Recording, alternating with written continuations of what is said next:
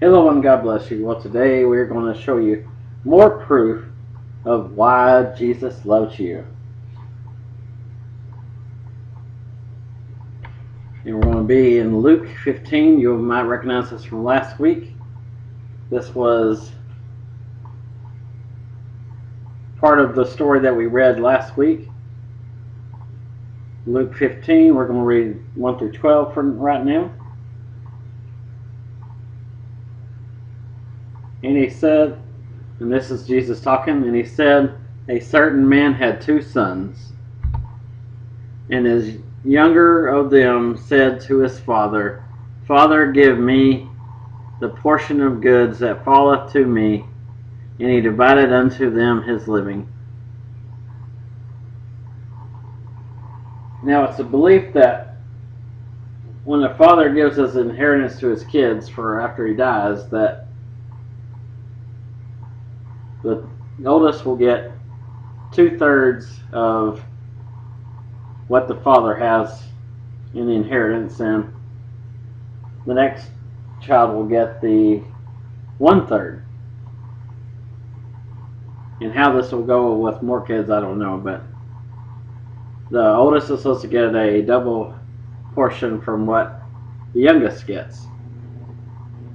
So here the youngest is wanting his portion while his father's still alive, because he wants to venture out into the world. Now, of course, like I said,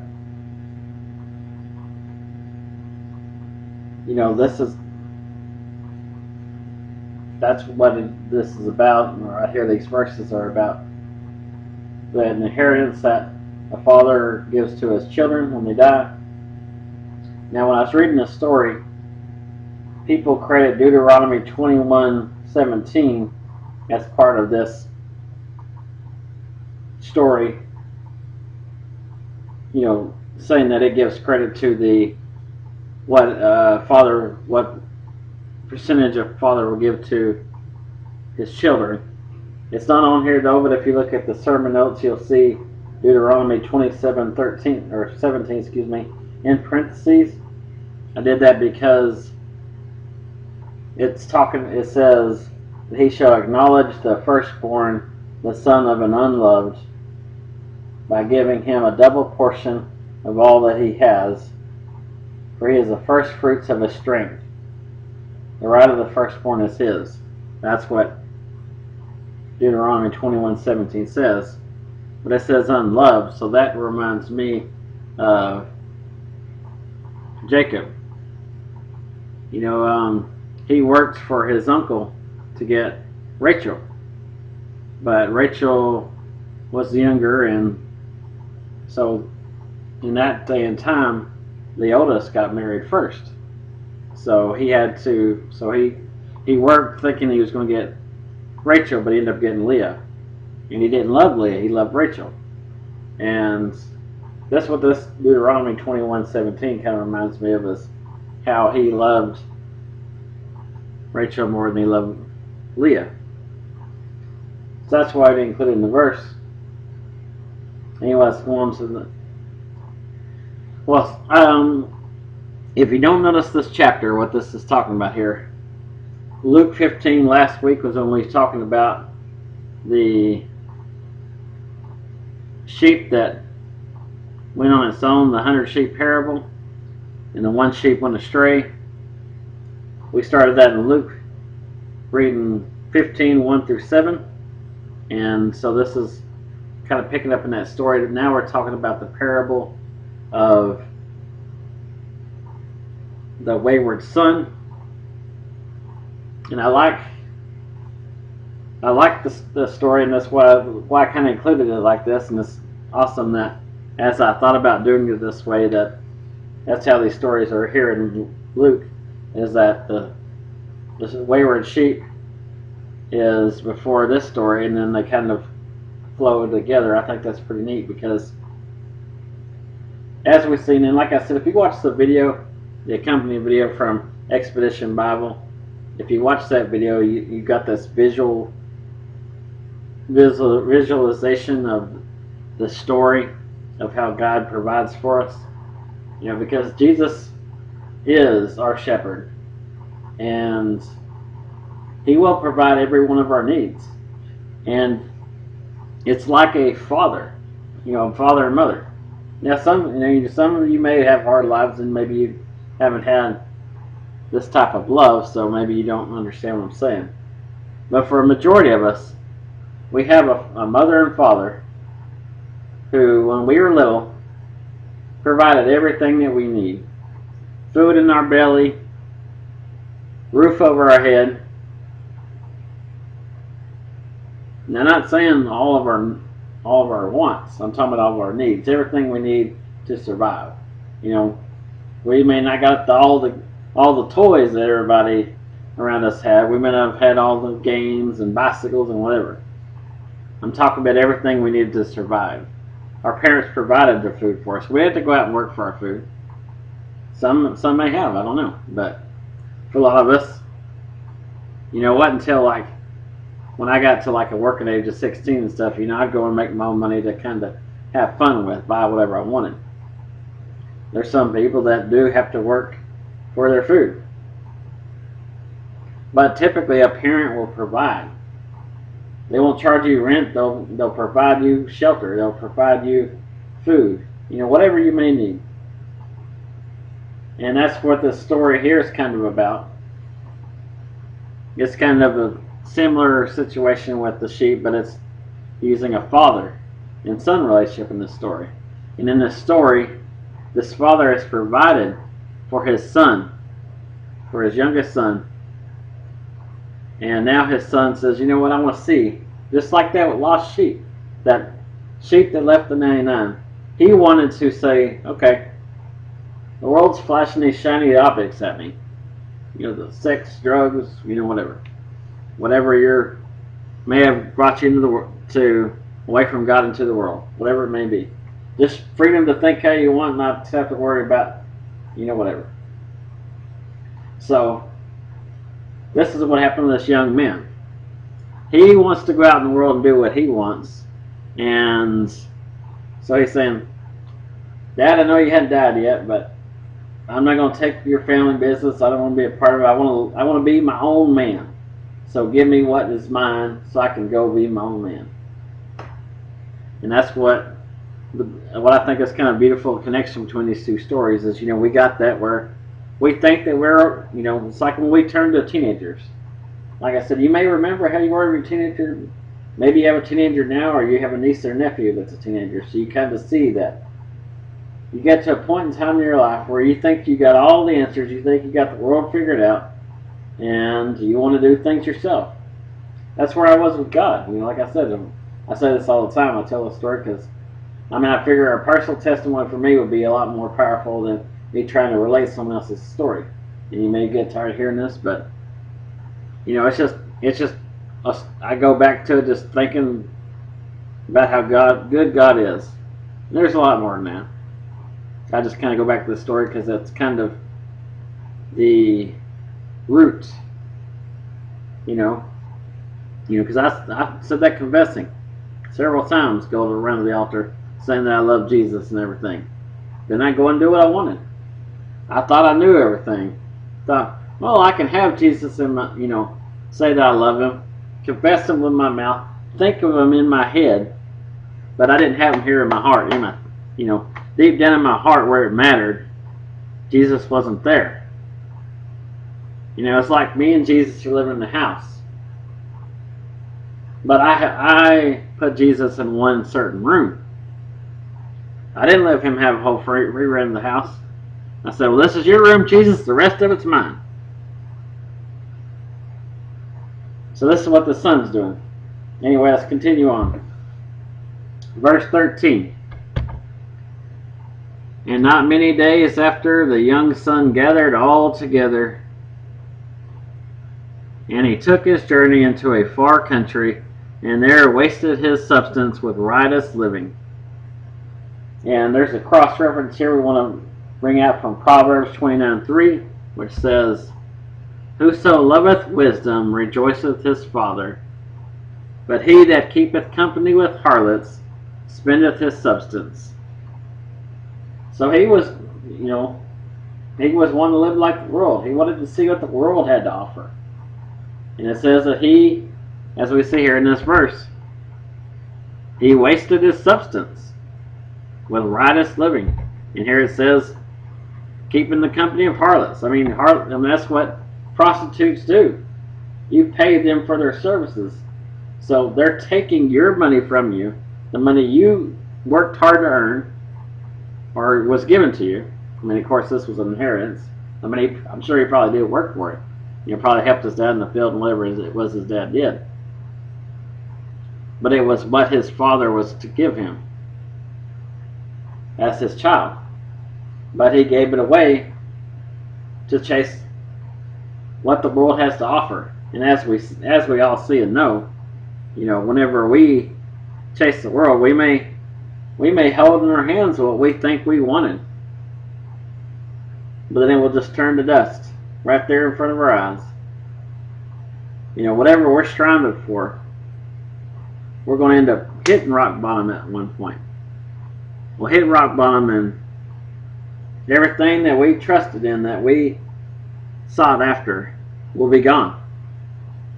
And then that's when we cry to Jesus and we say, Lord, I can't do this on my own. I need you.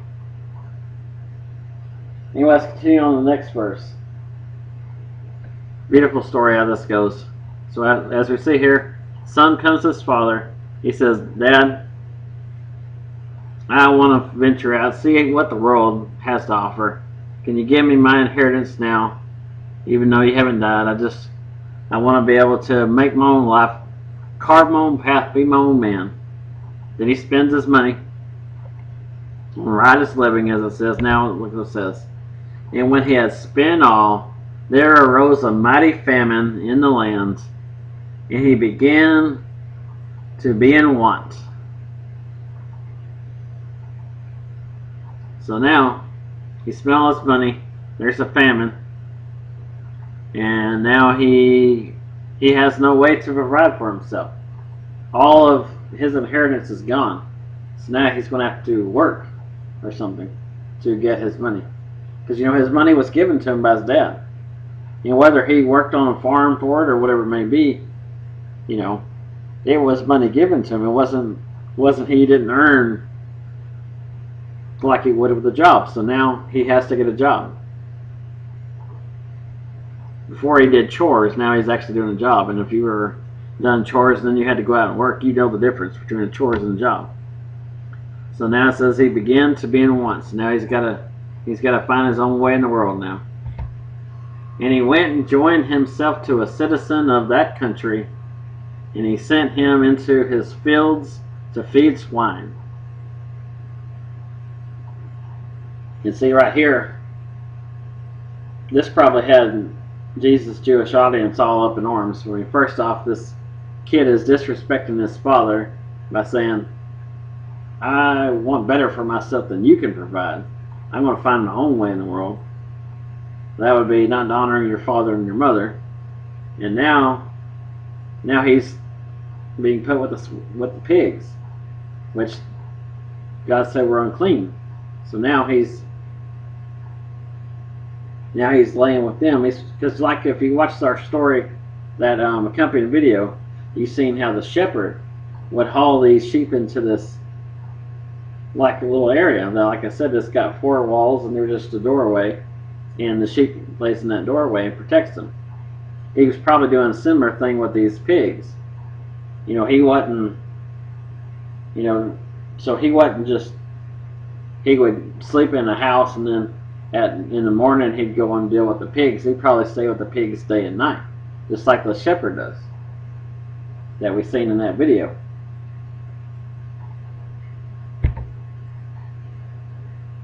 And he would faint, and he would fain have filled his belly with the husks that the swine did eat, and no man giveth unto him. So now he's so desperate and hungry that he's looking at what they feed the pigs and think, these pigs are eating better than I do. Now, I talked before about how the pigs were unclean and how Everybody probably been up in arms of it. There's 4 verses that I put in parentheses that are on your sermon notes that you can read for yourself if you'd like. I didn't include them because they talk about eating the flesh of the pig, and from what I could tell here, he didn't talk about him eating the flesh of a pig, just that he was living among them, and God did say that they're unclean. Don't eat their meat, and don't touch their carcass.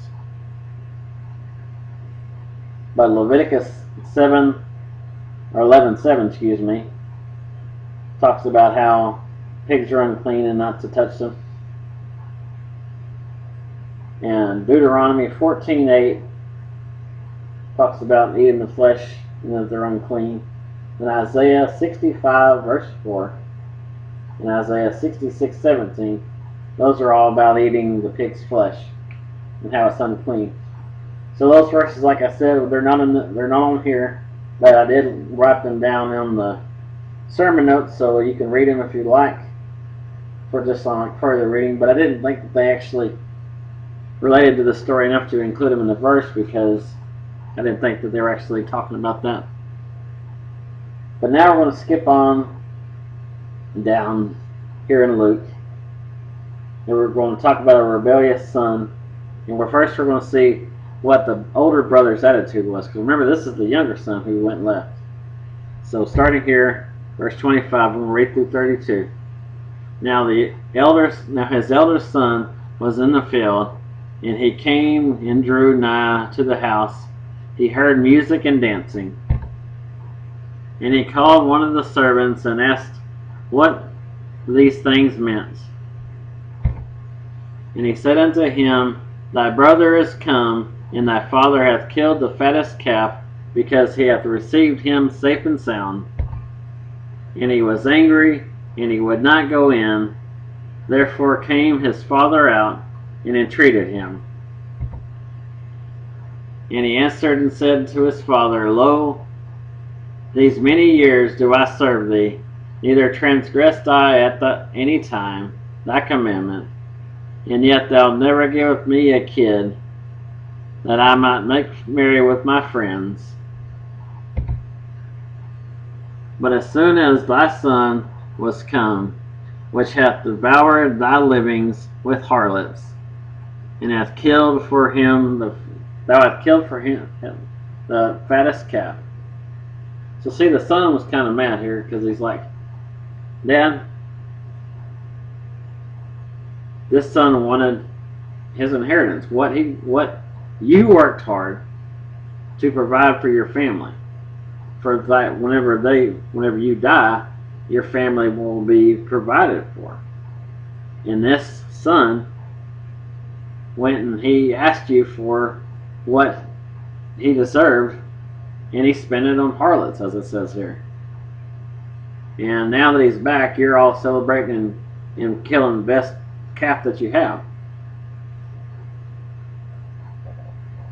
Like I said, I mean, this kid was basically dishonoring his father and his mother by saying, I want to go my own way.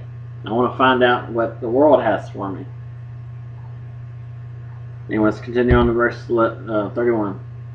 And he said unto him, Son, thou art ever with me, and all that I have is thine. It was meet that we should make merry and be glad, for thy brother was dead, and is alive again, was lost and is found. And now we're going to go on to Deuteronomy 21. We're going to read verses 18 through 21. If a man have a stubborn, rebellious son, which will not obey the voice of his father or the voice of his mother, and that when they have chastened him will not hearken unto them,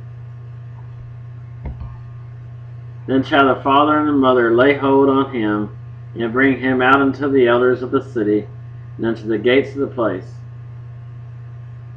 So this is probably what the Jews of this day that Jesus is telling the story to, this is probably what they were thinking. I mean, this kid thinks he's better than anybody. He's just rebellious and whatever. Let's see what they have to say about it. And they shall say to the elders of the city, This is our son is stubborn and rebellious. He will not obey our voice. He is a glutton and drunkard. See, this is what I mean. In the story, this father had the rights to do this. You know, his oldest son is asking money so that he can go and spend it on harlots, right? Listen what this verse says here. And all the men of the city shall stone him with stones, that he die. So thou shalt put evil away from among you, and all Israel shall hear and fear. So see, they had the right to kill him, this dad. But this is a picture of Jesus' love for us. You know, whenever we, and I'm not saying, you know, that we, because we don't listen to them, we're worthy of death. I mean, it's true that we are. I mean, you know, because that's what sin does, is it means death. You know, the wages of sin is death, and Jesus died so that we'd have life. And if we don't put our trust in Him, then that's where we'll go.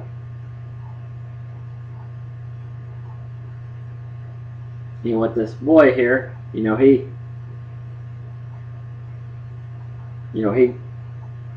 could have died in this story. But you know, it's so beautiful because of the fact that even though this guy could have had his son killed, he let his son do whatever, just like God lets us do. And there's so many times that, like I said, we'll be in the world living it up, doing what we want to do, chasing after these shiny things the world has for us. And we may get in the situation, and I know I've been in a situation, the Lord delivered me from something several weeks ago, and then something else a week after that. And the first thing, I mean, it took me down some roads that I should have died. I mean, you know, and that we've all had these moments where we think, you know, you got behind a wheel while you're drunk, whatever it may be, fooled around with someone's wife, someone's girlfriend, whatever it is. So many different times God could have let us die, but He wanted to bring us back to Him. So He kept us from dying. Anyway, let's continue on the story. We're going back to verse 17 here in the same chapter of Luke 15. And when he had came to himself, he said, How many hired servants of my father's have bread enough and to spare, and I perish with hunger? So as we see here in that verse 16, he's talking about how he's craving the food that they give the pigs. He's like, these pigs are eating better than I am. So now he's thinking, okay, I'm not even getting, my food's not even nowhere near as good as what they're giving the pigs. My father has servants that have so much bread that they have enough to spare. And I'm sitting here hungry. So listen what he does. I will arise and go to my father, and I will say unto him, Father, I have sinned against heaven and before thee.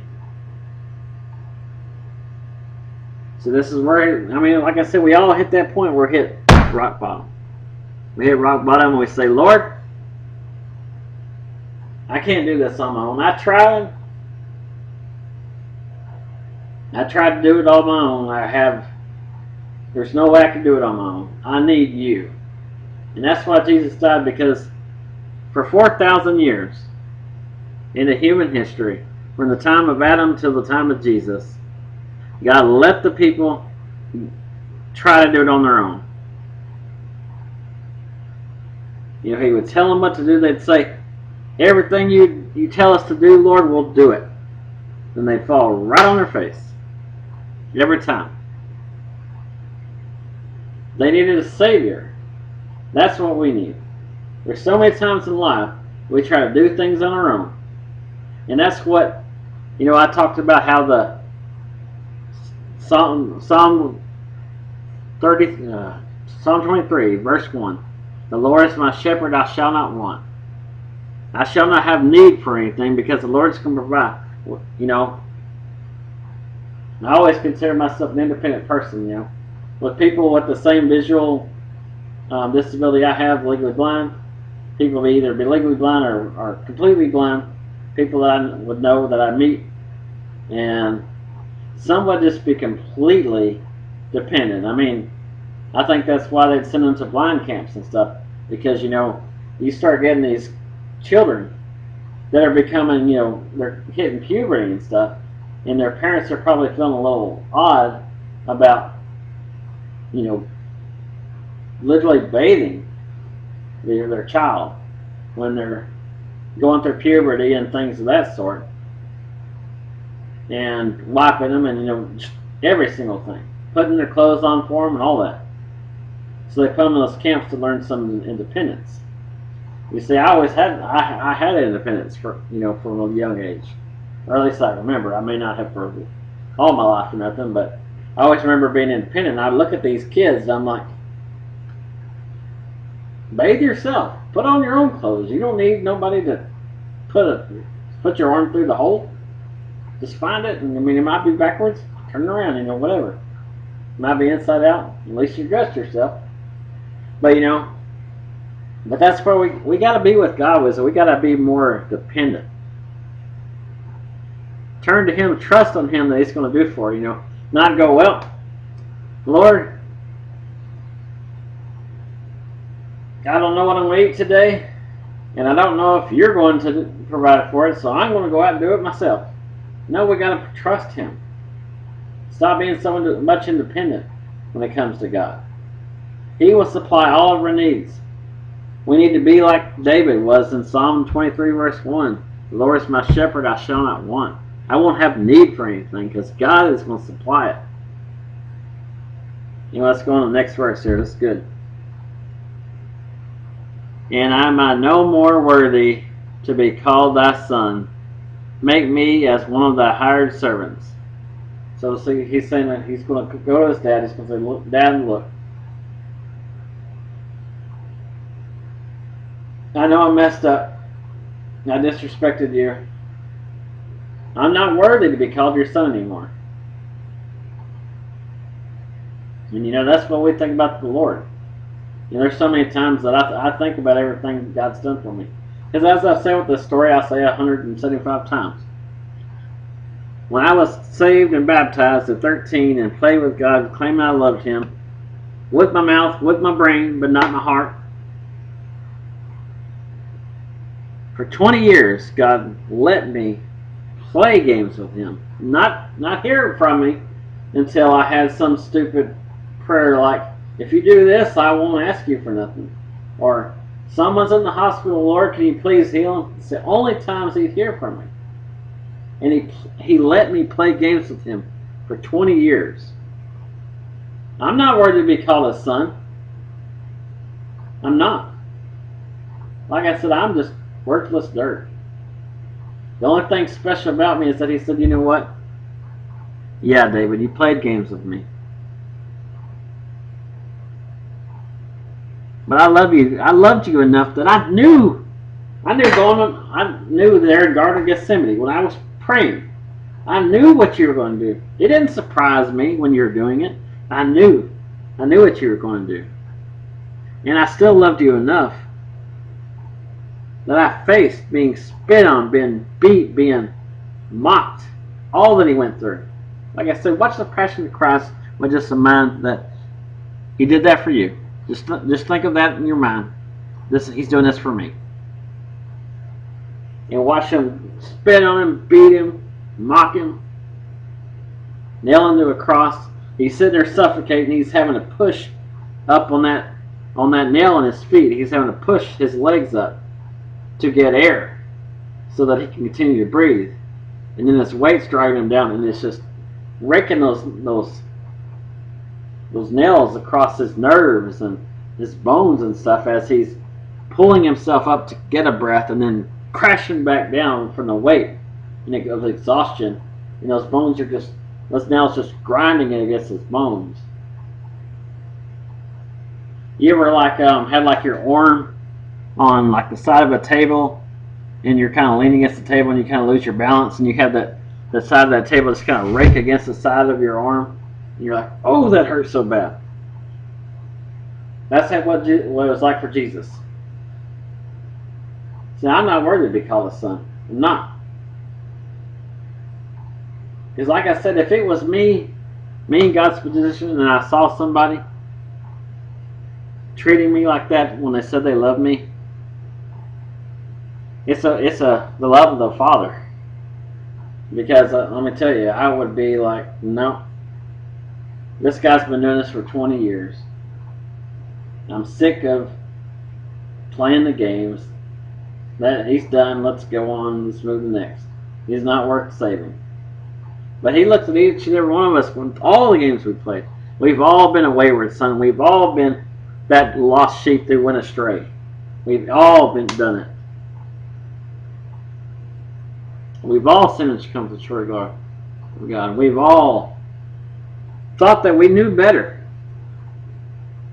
And more as this world gets crazier and crazier. Because I'm going to tell you, I think this, and I think it's kind of funny because whenever I was a kid, you'd hear Pentecostals call TV television. You're like, okay, whatever. But let me tell you, it's getting more and more like that. Satan has just really got into that to where all the stuff that God's against, we're just seeing it. Now it's normal to us. It's not shocking. It's not, when something we see that God says is against, we're like, I see that all the time on TV. It's because the enemy has crawled in and showed us that it's okay. That's why the love of many is growing cold. Because all this stuff that God said we should be against, we're seeing it all the time. It's normal to us. It's not shocking. It's not, that's why people ain't falling to their knees. They're everything around them saying it's okay, but it's not. Anyway, let's get on to the next verse. And he arose and he came to his father. And when he had said yet a great way off, his father saw him and had compassion and ran and fell on his neck and kissed him. So as we see here in this verse, he's saying he's not worthy to be called his father's son. And he says, well, maybe he'll make me a servant. Make me as one of thy servants, hired servants. And see, now he's coming. His father sees him a great way off. His father is running to him and having compassion on him. Not even giving him a chance to talk. You see, that's what God does for us. Because even though we may think, okay, I've been, I played games with God for too long. Or I'm still right where I want to be right now. I can't come to God yet. I'll do it when I'm old or whatever. Just like this father. When we hit rock bottom, God's not there going, well, I've been calling to you. I wanted you to come here. Come join me, but you wouldn't listen. You want to do what you want to do, so now you're tough. Now it's tough luck, buddy. No. Just like this father, God has compassion for us. And he looks at us and he says, you know what? All this stuff that you're so upset about that you're like, I'm not worthy of being called your son. The word says that while we are yet sinners, Christ died for us. Jesus knew. Like I said, he was in the garden. He knew every single thing that we were going to do before we did it. Jesus knew us before we were born. He knew everything that we were going to do from the beginning to the end. And it's hard to explain that because we all have free will. We're all choose to do what we want, but God knows what decisions we're going to make. And he knows what we've done against him. And yet we'll still have that nudge of the Spirit drawing us to Him. Then when we hit rock bottom, that's where we turn to. We'll still know that God's there to call out to us. And if we ever get to that point where we feel like God's not there, like He's completely turned us over, I think it's I mean, don't quote me on this, but I think as long as we got breath in our body, we can still call out to God and it won't be too late. So I don't care what you've done. God, whenever you turn to Him, He's going to run to you, He's going to hug you, He's going to kiss you. He's going to give you that warm embrace.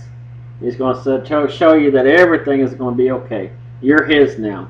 He's not going to go, well,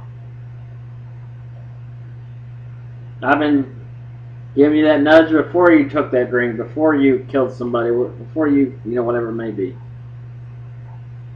I was telling you to come back to me and you wouldn't listen. Now it's too late. No. I believe as long as we got breath in our body, God will still take us back. I mean, if we feel the nudge, if we hit that point in our life where we feel like we can't do this on our own, the Holy Spirit will show us that God is still with us. Let's continue on. And it said unto him, Father, I have sinned against heaven and in thy sight. I am no more worthy to be called thy son. So now here he was thinking that before. I want to go. I'm not worthy to be my father's son, but I'm going to go and see if he'll hire me. Now his father's come, sees him, but doesn't even wait for him to give him an explanation. His father runs up and hugs him and kisses him. Now he's telling him, look, he's saying, Daddy, I've messed up. I'm not worthy to be your son or your daughter, whomever you may be. Lord, I've sinned. I haven't done what you wanted me to do. I felt you telling me what to do, but I wanted to do everything the world was showing me. I wanted to see what they had for a little bit. And now I'm not even worthy to come back to you because I'm too far gone. Listen to what he says here. Verse 22. But the father said to his servants, Bring forth the best robe and put it on him, and put a ring on his hands and shoes on his feet. What's he saying here? This guy just said, this child just said, I kept going, child, maybe 20s, 30s, who knows. He says, I'm not even worthy to be your son. Just like we say.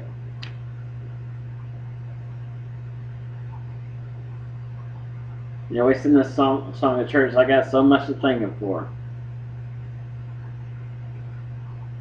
And there's a part where it says, I know I'm not worthy of it all. So he's saying, Daddy, I'm not worthy. Just like we say, I'm not worthy, Lord. But listen to what he says here.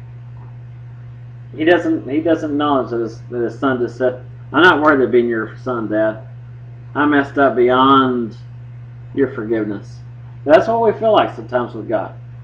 I still feel it, I am so grateful to God that for 20 years of my playing around, that he deemed me worthy, because I don't feel worthy. Like I said, if it was up to me and I was in this place and someone doing that for 20 years, I would say, I'm done. No. He's not going to be here with us anymore. No. But God showed us compassion on us. Right where we're at.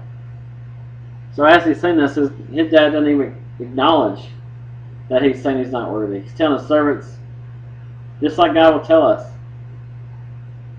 get everything ready. Jesus is about to build his mansion. He's going to put him in the best clothes, best robe. He's going to put the best ring on his finger. He's dressing him up.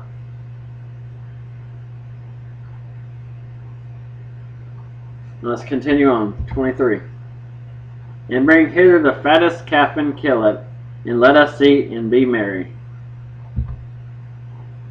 For this is my son who was dead, and is alive again. He was lost and is found. And they began to be merry. We said this verse last week, and this kind of goes right along with it. It says here, my son was alive, was dead, and now he's alive. He was lost, but now he's found. We're like that sheep. We went off from the 99 because we seen something over here. The world was showing us. Oh, that looks so nice. You see that guy? He's got all them girls around him. This girl's got all this, that, whatever it may be. This person's got all this money, all these cars, whatever thing the world may show that you think is so beautiful and so nice. He was dead, and now he's alive. He was lost, but now he's found. I say unto you that likewise joy shall be in heaven over one sinner that come to repent, more than over the 99 just persons which need no repentance. Likewise I say unto you, there is joy in the presence of the angels of God over one sinner that repenteth. So that's what it's saying here. Just like with the sheep, it's the same with this story. That's how much Jesus loves us. Because there's a lot of self-righteous people you'll find in churches. A lot of self-righteous people will say, oh, you shouldn't be doing this or that. You should be doing this if you call yourself a Christian. Just imagine if Jesus was like that. Jesus was absolutely perfect in every single way. It's hard to imagine anybody not being like that because people can claim it. People can tell you that they don't sin.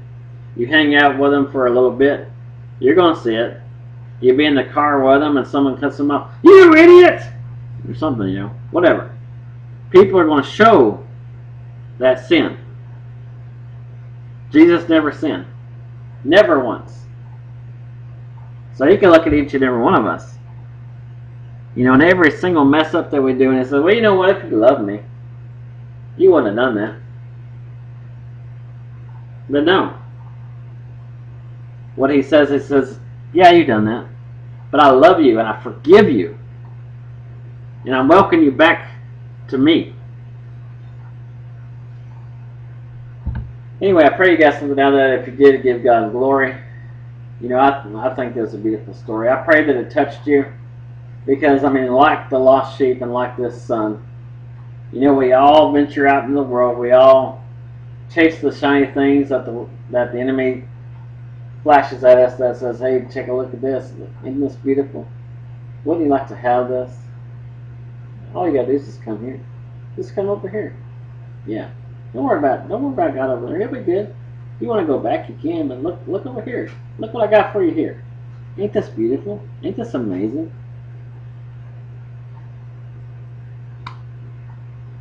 So we're like that. We're like that young son, that youngest son. We're like that sheep. We run, we go off. The 99, that oldest son, they're loyal. They're loyal to the sheep, to the shepherd. Loyal to their dad. They didn't go off.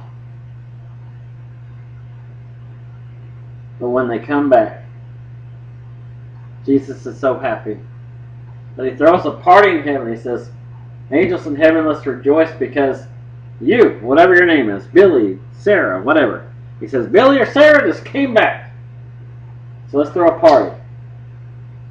Let's shake the heavens with the sound of the praise of these people coming back to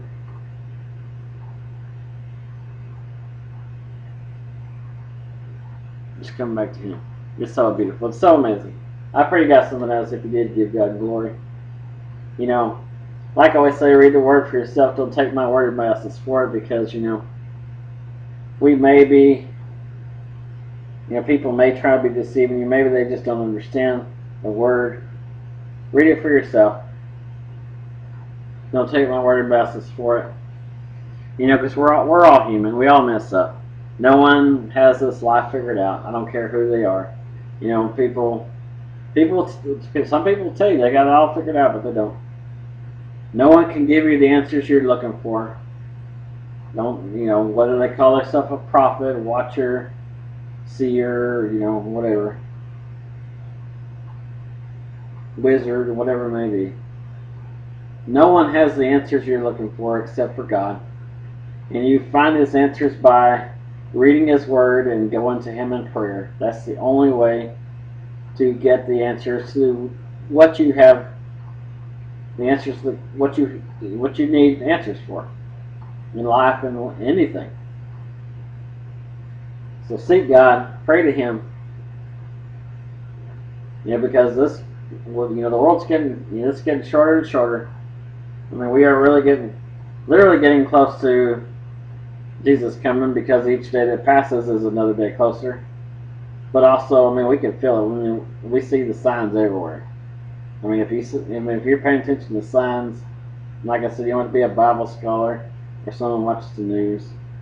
I mean, just different. You can just see things in your everyday life that know that things ain't like they were a few years ago. Maybe you see that, maybe you don't. But the world is getting darker and darker. We are truly getting closer to Jesus coming. And I don't know when it's going to be. I'm excited for it, but we're getting close to the end of the world. We're getting close to that time when the enemy's going to rise, when there's going to be hell on earth. So we got to put our hope in the only one who can provide for us, and that's Jesus. So if you don't know Him today, it's quite simple to know Him. It's easy to be saved. You gotta, you know, and if this all depends on if the Spirit's calling you. If the Spirit ain't calling you, then this is gonna be words. But if you feel like you want to know the Lord, like you feel like you've hit rock bottom, you can't do this on your own, and you want a way out, and the Spirit's drawing you to just listen to His words. Jesus is the way, the truth, and the life. No one comes to the Father by Him. What that means is that the reason why no one can come to heaven because of Him is because He paid for your entrance into heaven. The wages of sin of death, sin separates us from God. We have the picture that we post on all the time of sin separating us from God. I don't have it here now. I wish I did to explain it. But sin separates us from God. And Jesus bridged that gap. That's why no one comes to the Father by Him. And He bridged that gap with the price He paid. Watch the Passion of the Christ. Know they did it for you. All the beating, mocking, being nailed on the cross, all that happened. It all really happened. Jesus was a real person. He really did live a perfect life. He was really born of a virgin. All that says is true. It's not a fairy tale. It's not a metaphor. It's not a word picture. It all happened. Jesus was really, truly God and truly man, all in one. He truly did come to this earth. He faced the cross for us. He said, I love these people so much that whether they believe in me or not, I'm still going to die for them. So He came on this earth. He paid our price. He didn't look at us and say, you know what, these people ain't worth it. No, He deemed us worth it. He deemed us worthy. He nailed our sins to the cross. He was buried for 3 days and 3 nights. He rose, proving that death couldn't hold Him, and death won't hold us. Because if we have faith in Him, then soon and very soon we're going to rise and be like Him. We're going to be changed. You're looking way better than we do now. I probably won't be some fat guy with a beard that's got some bald patches in there. Probably having a good little old beard. Might not be very skinny. You know, I might not be very fat. It may still have a little weight on me, regular, I don't know, but anyway, it's going to be beautiful. But he did that all for you.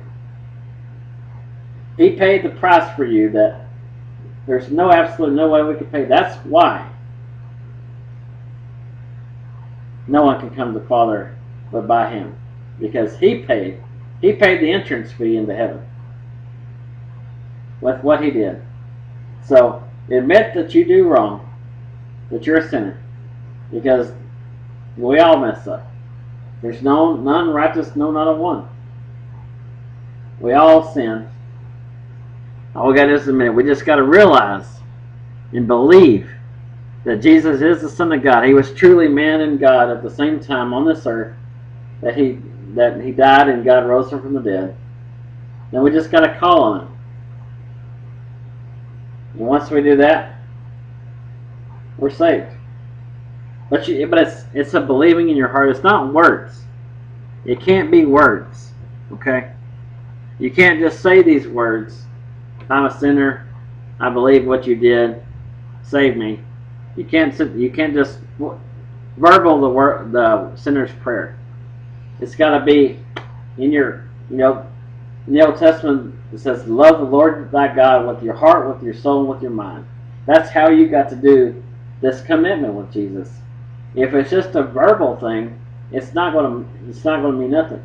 You got to mean it with your whole heart, soul, and mind. You got to seek Jesus and ask him into your life. Not just say some words and go on about your day. It's not well, I said these words and I'm good. No. You have to call on God with everything in you.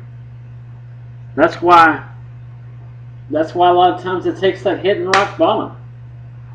Because you tried everything else. It's like the woman with the issue of blood. It says she went to physicians. And she heard about Jesus, this man that could heal people. And she says, if I could just get close enough, just to touch the hem of his garment. And I believe it's this part of the, they have the strings at the end of their, you ever seen Jews with the Jewish people, the strings hanging off their clothes? It's called the seat. I believe that's what she went and touched. And there's a beautiful thing about that. That seat, that string that people see hanging off people's clothes, has 39 pieces of thread around it. And then there's knots. In those knots, you can put your fingers around them through those knots. And those knots, they say, are supposed to be spelling out the name of God. And then you got these 39 pieces of thread. Jesus was beat 39 times with that cat o' nine tails whip, that flagrum. So she grabbed onto that little piece of that little string of his garment, said, if I can only touch this, I'll be clean. She tried everything else. She said, you know what? This is my only hope. If this doesn't work, I don't know what to do. I've tried everything else. I'm going to try this one more thing.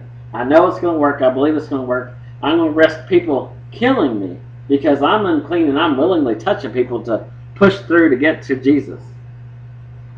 And if they knew that I was having this issue of blood, they could probably kill me because I'm sitting here making these people unclean as I'm pushing them out of the way to get to Jesus, just to touch the hem of his garment. So that's a lot of times what we need.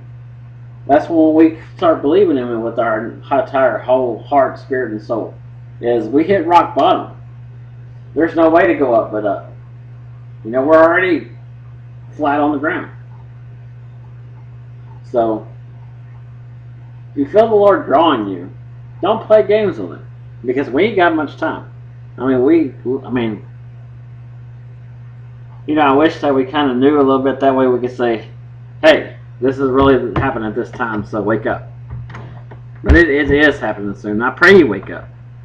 Don't play games. Don't wait till you hit rock bottom. Don't wait till you're old when you say, well, when I've made all the money that I'm seeking to make, then I'll cry out to God. No. Do it now. Seek him with your whole spirit, soul, and mind. Don't just give lip service. and live like the world. That's what I hear preachers all the time saying that, once you say words, you're saved, and don't let anybody tell you otherwise. I'm just saying that because I've been there. I've been there saying the words. I've been there, just saying these words and having this baptism. But I went and lived like the world, and I can tell you honestly, I'm not sure for certain, but I can just feel in my spirit that if I had stayed in that way, where I just did what I wanted to do, and said, I love you, Jesus, as I went and lived like the world, I think if I had never hit rock bottom and said, Lord, I can't do this alone, I need you, I think if I had died before that point, I probably would not be in heaven, going to heaven. Anyway, so I pray that you got something else to do if you did today. If you did, give God glory. I love you. God bless you. I hope you have a great week. I just hope you know how amazing it is to be with Jesus. Don't put him off. If with this world getting darker and darker, and you're seeing it and you're thinking, well, what's going on with this world? Call out to Jesus. Don't be left behind, because one day we all the saints really won't be here. And hell will be unleashed on earth, and it will be worse than any nightmare, any horror movie, whatever you may think. It'll be worse than that. And I'm not talking about a bad horror movie, like what do these writers think about them? I'm talking about bad, like you're scared, because something's happening every second. You're literally getting chased by the killer for every second of the movie. You're going to be in terror like that until you take your last breath. But you're not going to be chased by horror movie characters. You're going to be chased by people. Maybe like that movie where the people are illegally breaking people's houses and killing them. Maybe a little bit like that movie. I don't know. But it's coming. All hell is going to break loose. The spirit's going to be away from the earth. And sin, evil is just going to be give just permission to just do whatever it wants. So the worst thing you could think about that might happen to you, if you're here when the tribulation starts, it probably will. And probably worse. So anyway, I love you. God bless you. I hope you have a great week. We'll see you next week, God willing. Look up, y'all. We're about to go home soon. Believe in Jesus.